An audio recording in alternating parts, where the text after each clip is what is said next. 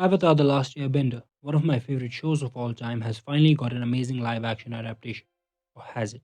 In this video, we will go through the many aspects of what makes a show great and did this live action adaptation tick all the boxes. And give my opinion on whether this was a success that people expected, especially after the One Piece live action, or was it just mediocre? I watched the entire season one, all 8 episodes in one sitting. That's how excited I was for this. I had a presentation the other day, but I still watched it. That is how excited I was to see what Netflix had done. But all things considered, I did keep my expectations in control. I almost always manage to not get overhyped for quality of something I have yet to see. So in this video, all that's going to be said will be with as less of a bias as possible. We will go through the characters, the actors, the overall casting choices, dialogue, cinematography, how the first season was structured, starting off with the characters. There are highs, but there are lows here as well. When people go into this, you need to understand that changes are necessary. This live action needs to be its own thing. But there is one line you don't cross. You may choose a different way to do it, but you can't escape it. And that is your character's motivation, goal, and the regret or conflict that drives the character towards that path. The live action goes wrong with this. In the very first episode, Aang is shown to not want to be special and just play, which is who Aang is at that point in the original series as well. But there is one important thing that they don't include. Aang didn't go out for a stroll, he ran away. Him running away is a major part of him feeling regret, not just him being the avatar. Aang just doesn't feel regret of not saving his people because he was the avatar, he feels regret because he ran away. Though the live action does address it in its own way when the team Avatar enters the spirit world, with Monk Gyatso returning to tell Aang that he wouldn't have been able to stop it either. Even if Aang was there, present when the Fire Nation attacked, he wouldn't have been able to do anything. But it still doesn't bring quite the same feeling. The other problem I had was with Sokka and the Suki situation. And no, the characterization of Sokka doesn't affect Sokka as much as it affects Suki. I did not have as much of big of a problem with Sokka as with Suki because one, she is characterized a bit differently here. Suki for sure is not awkward. Let's get that out of the way. But keeping that aside, the main problem is that Suki is a character in the Avatar series who has very little screen time, but is a great character because of how her character impacts Sokka and what Sokka's character shows her in return. Sokka and Suki both leave a mark on each other, but with the removal of the sexist storyline, the substance that Suki has to offer, which already is less, by the way, has gone even lower. Sokka will have his shine. Sokka has too much material to look forward to, but Suki's impact on Sokka suffers here. But if we look at the main cast here, overall, the main cast is established well in my opinion. Overall, Katara, Sokka, and especially Zuko are done well. Their stories are established, their situations and regrets are established in a convincing manner. Another problem here, though, arises with the dynamics between characters, which I will address in the dialogue section. Also, Ozai is characterized extremely well in this first season. He is one of the better parts, one of the better characters in this live action. How he uses Zuko to manipulate Azula, to make her better, to make her more ruthless, to throw compassion out of her, to make her like him, to make her strong in his own way. Ozai was one of the better surprises of the live action for me.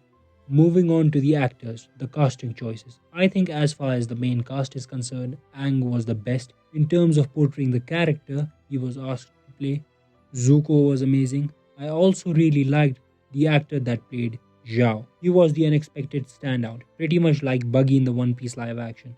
Zhao's actor was a really pleasant surprise. Iroh, the actor who played Iroh, he did an amazing job as well. But if we consider actors other than the main cast, who excluding Aang and Zuko were good at best, are extremely lacking.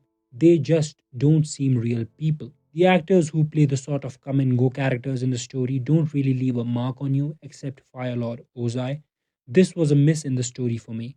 I got a clear feeling while watching the series, it was clear that the actors were trying to act, which is, in my opinion, the worst feedback any actor can get. It was unlike One Piece here. In One Piece's case, who also picked many no name actors, people who weren't big in Hollywood, One Piece somehow hit the jackpot with casting, and Avatar was a hit sometimes and a miss sometimes. Talking about dialogue, well, this was unsettling for major part of the story. Some of you who watch this may not like it, but the characters sometimes when they talk, they don't seem like real people, even the main cast. It seems like everyone turns into an Iroh or Oogway or Gandalf. They don't seem normal human conversations between kids. One of the major things that made the Avatar animated series a classic was connections between characters, the conversations. But here it just doesn't seem real for some reason. Out of nowhere, Katara gives a speech. Well, at least you could understand her giving speeches, considering she does some of this in the animated series as well. But Sokka, literally everyone seems to turn into a sage or something. The only two characters between whom this is done well are Zuko and Iroh. The speeches, no matter how many, all seem to work better than every single Team Avatar key moment. And I think what creates this problem isn't necessarily the dialogue or entirely the dialogue, but how this season was structured. Which brings us to the overall structure of the series. I don't think it was structured well, apart from the world building aspect. The world building in this may have been done better than in the original first season of Avatar.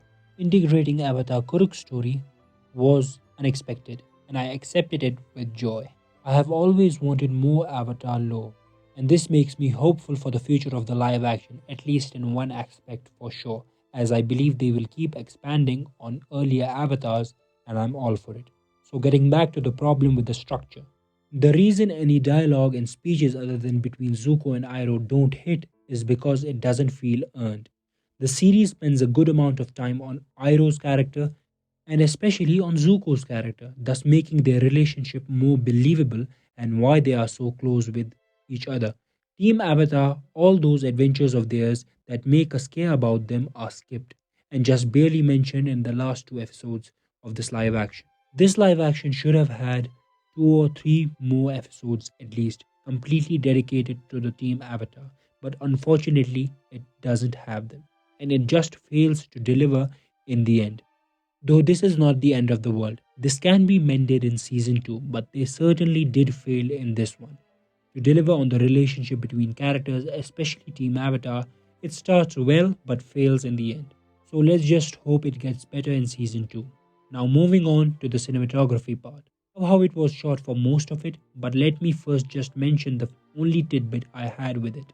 Sometimes some shots felt like I was looking at AI generated characters. I mean, some of you may have seen them, those AI generated movie characters or actors or actresses in general. Sometimes I thought I was looking at them and not at real people, especially with Iroh. But all in all, this Avatar The Last Airbender's strongest area is how it looks. Visually, it's astonishing, from start to finish, with bending powers and how Appa and Momo are realized, they just seem so real.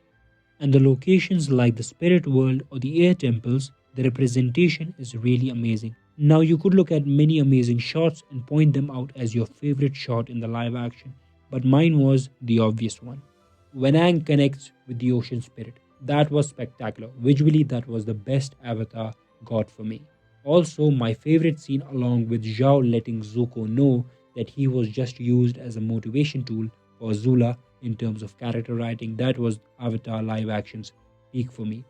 Now, if we compare it to the One Piece live action, the One Piece one wins. And at least hear me out first. The first reason is enjoyability while staying true to the source material.